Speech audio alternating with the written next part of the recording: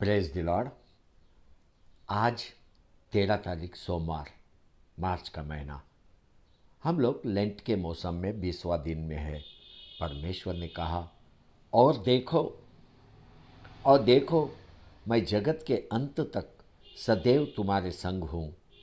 तुम मेरी शिक्षा को मानना सीखो। Hallelujah, hallelujah, hallelujah. आज अपन नीति वचन का किताब का सारांश को पढ़ेगा। ये किताब में 31 अध्याय अपन देखते हैं। ये किताब में परमेश्वर का ज्ञान है। ये किताब अपने को सिखाता है परमेश्वर का भय मानने को, अपने को परमेश्वर का शिक्षा को अमल करना है अपने जीवन में। तब जाके हर दिन एक अच्छा जीवन अपन जी पाएगा। नीति वचन का किताब अपने को शिक्षा देता है कि ज्ञान के साथ जीवन जी, ज्ञान के साथ। आपको मालूम है ये किताब का मुख्य संदेश क्या है? सच्चा ज्ञान। अगर तू परमेश्वर के साथ एक अच्छा संबंध बनाएगा तो बिना परमेश्वर के साथ संबंध तुझे ज्ञान प्राप्त नहीं हो सकता है। तुझे ज्ञान प्राप्त नहीं हो सकता है। राजा सोलोमन ने नीति वचन का किताब को लिखा। बाइबल बोलता है जब राजा सोलोमन इज़राइल के ऊपर राज्य कर रहा था, देश देश के लोग सोलोमन की बुद्धि की कीर्ति सुनने आते थे। पढ़ते हैं पहला राजा 4 अध्याय 34 वचन। और देश देश के लोग पृथ्वी के सब राजाओं की ओर से जिन्होंने सोलोमन की बुद्धि की कीर्ति सुनी थी, उनकी बुद्धि की बातें सुनने को आया करते थे।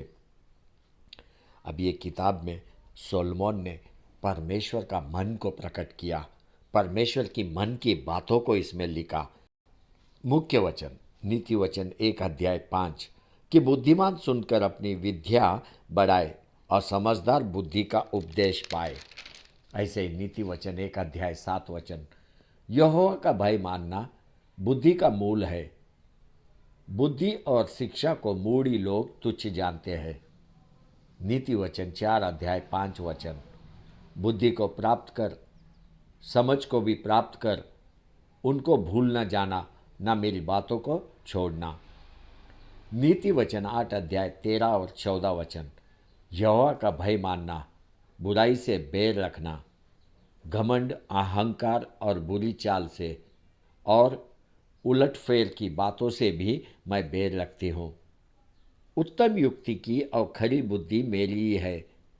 मैं तो समझ हूँ और पराक्रम भी मेरा है। अभी ये किताब में ज़्यादा कहानी अपने को मिलेगा नहीं, क्योंकि ये किताब ज्ञान से भरा हुआ है, वो भी दैविक ज्ञान से भरा हुआ है। ये किताब में अद्भुत अद्भुत अनुभव को अपन देखता है, इतिहास को देखता है, लोगों को देखता है, संस्कार को देखता है, स्वभाव को भी देखता है। आज लोगों को ज्ञान चाहिए। लोग ज्ञान के खोज में है। वे चाहते हैं ज्ञान को समझने के लिए, लेकिन नीति वचन का किताब अपने को बोलता है, केवल बोलता नहीं लेकिन दोहराता ही भी। पढ़ते हैं नीति वचन 9 अध्याय 10 वचन, यहोवा का भय मानना बुद्धि का आरंभ है और परम पवित्र ईश्वर को जानना ही समझ है। नीति वचन 1 अध्याय 7 वचन, यहोवा का भय मानना बुद्धि का मूल है। बुद्धि और शिक्षा को मूढ़ी लोग तुच्छ जानते हैं। ये किताब अपने को बताता है दुनिया का मार्ग वो परमेश्वर का मार्ग नहीं है। देखो, दुनिया का मार्ग वो परमेश्वर का मार्ग नहीं है, क्योंकि दुनिया का मार्ग अपने को मौत के तरफ लेके जाता है। नीति वचन 14 अध्याय 12 पद अपने को बताता है ऐसा मार्ग है जो मनुष्य को ठीक देख पड़ता है, परंतु उसके अंत में मृत्यु ही मिलती है। बच्चों, नीति वचन का किताब आपको पढ़ना है, हर दिन पढ़ना है, क्योंकि कई बातों को तुम समझने लगोगे। तुम परमेश्वर के ज्ञान से भरने लगोगे। तू अपनी दृष्टि में बुद्धिमान होना बंद करेगा।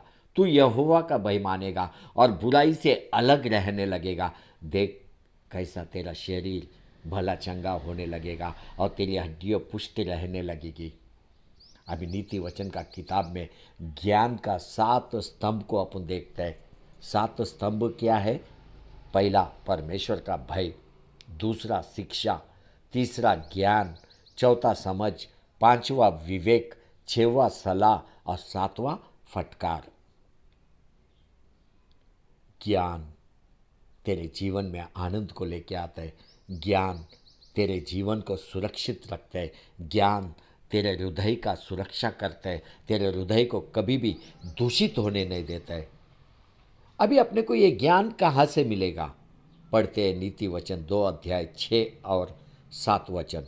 क्योंकि बुद्धि यहोवा ही देता है, ज्ञान और समझ की बातें उसी के मुंह से निकलती है। वह सीधे लोगों के लिए खरी बुद्धि रख छोड़ता है, जो खराई से चलते हैं उनके लिए वह ढाल ठहरता है। प्रसिद्ध वचन को अपन देखते हैं। प्रसिद्ध वचन ये किताब का नीति वचन 3 अध्याय 5 से 8। तू अपनी समझ का सहारा ना लेना, वरन संपूर्ण मन से यहोवा पर भरोसा रखना। उसी को स्मरण करके सब काम करना, तब वह तेरे लिए सीधा मार्ग निकालेगा। अपनी दृष्टि में बुद्धिमान ना होना, यहोवा का भय मानना और बुराई से अलग रहना। ऐसा करने से तेरा शरीर भला चंगा और तेरी हड्डियां पुष्ट रहेंगी। इतना ही नहीं, ये किताब में अपन चूटियों से भी सीख सकते हैं, मतलब मूंगी से, ऐड से, उनसे भी शिक्षा प्राप्त कर सकते हैं। पढ़ते नीति वचन 6 अध्याय 6 से 8। हे अलसी, चूटियों के पास जा, उनके काम पर ध्यान दे और बुद्धिमान हो। उसके ना तो न्यायी होते हैं, न प्रधान और न प्रभुता करने वाले, तो भी वे अपना आहार धूप काल में संचय करती है और कटनी के समय अपनी भोजन वस्तु बटोरती है। ये किताब पढ़ने से चूक मत। ये किताब पढ़ने से चूक मत। बहुत ही महत्वपूर्ण किताब है। इसमें परमेश्वर के जीवित शब्द है, परमेश्वर का ज्ञान है, जो तेरे हर दिन के जीवन के लिए काम में आएगा। जितना ज़्यादा नीति वचन का किताब तू पढ़ेगा, उतना ज़्यादा तू नया होते जाएगा। तेरा ज्ञान में बढ़ोतरी होगा। आसानी से तू परमेश्वर के साथ जुड़ने लगेगा। तेरी पुरानी बातें नए होते जाएंगे। तू अपने परमेश्वर पे पूरी रीति से भरोसा करने लगेगा। आमीन, आमीन, आमीन।